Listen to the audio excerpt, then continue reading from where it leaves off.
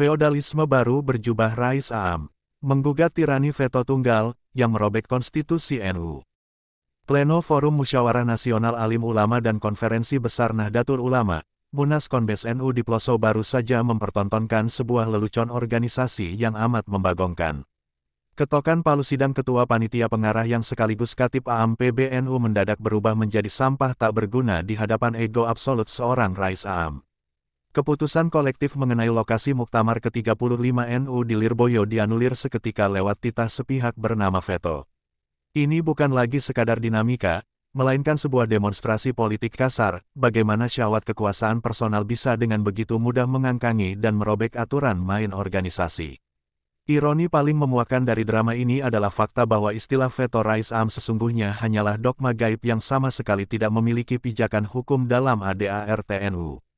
Jika mau membaca teks dengan waras tanpa menutup mata, Anggaran Rumah Tangga ART NU Bab 18 Pasal 58 Ayat 1 secara gamblang menyatakan bahwa wewenang Rais Am adalah bersama Ketua Umum membatalkan keputusan perangkat organisasi yang bertentangan dengan anggaran dasar dan anggaran rumah tangga Nahdlatul Ulama. Perhatikan frasa, bersama Ketua Umum. Ini adalah syarat prosedural yang mengikat secara konstitusional, bukan hiasan pemanis naskah atau pelengkap penderita. Ketika seorang Rais Am bertindak sendirian membatalkan keputusan resmi tanpa keterlibatan Ketua Umum, maka yang terjadi adalah sebuah tindakan ilegal dan anarki administratif yang dipaksakan. Ini bukan veto syuriah yang sakral, melainkan veto liar individu yang bergerak menyimpang dari koridor hukum yang sah. Secara historis dan yuridis, kedudukan syuriah memang ditempatkan sebagai pimpinan tertinggi organisasi, Pasal 14 Ayat 3 ADNU, yang mengawasi pelaksanaan keputusan, Pasal 18 ADNU. Namun, mandat suci ini diberikan kepada syuriah sebagai lembaga kolektif kolegial, bukan kepada Rais Am sebagai individu mutlak pembawa sabda dewa. Bahkan, legitimasi Rais Am yang dipilih melalui mekanisme Ahlul Hali wal Aqdi, AHWA, sejak Muktamar ke-33 NU di Jombang pada 1436 Hijriah, 2015 Masehi, sejatinya dirancang untuk menjaga kesucian moral ulama dari syahwat politik praktis, bukan justru melahirkan diktator baru yang kebal hukum dan anti kritik. Dampak destruktif dari bergesernya fungsi moral menjadi instrumen pemukul ini merusak NU dalam 3 lapisan sistemis yang akut.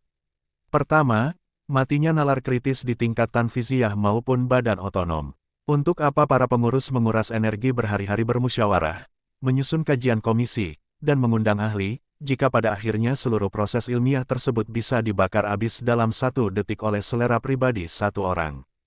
Forum strategis sekelas Munas dan Konbes sengaja didegradasi menjadi sekadar panggung sandiwara seremonial yang hampa. Kedua, runtuhnya legitimasi institusi di mata warga Nahdliyin. Saat keputusan forum resmi dikalahkan begitu saja oleh kehendak personal, publik disuguhi tontonan bahwa suara mayoritas pengurus tidak lebih dari sekadar angka tak berarti. Krisis kepercayaan ini sangat berbahaya karena yang tergerus bukan lagi sekadar figur perorangan, melainkan kepercayaan jamaah terhadap sistem pengambilan keputusan di tubuh NU secara keseluruhan. Ketiga, akutnya ketergantungan organisasi pada sosok individu, yang secara perlahan membunuh pelembagaan NU. Menjelang Muktamar ke-35, NU dipaksa berjalan mundur dari organisasi yang melangkah modern berbasis sistem kolektif menjadi perkumpulan tradisional yang bergantung penuh pada karisma dan kehendak personal. Sebuah arah mundur yang jelas-jelas mengkhianati cita-cita mulia para pendiri Jamiah. Penyakit kronis ini bukan barang baru, melainkan syahwat lama yang terus direproduksi tanpa rasa malu.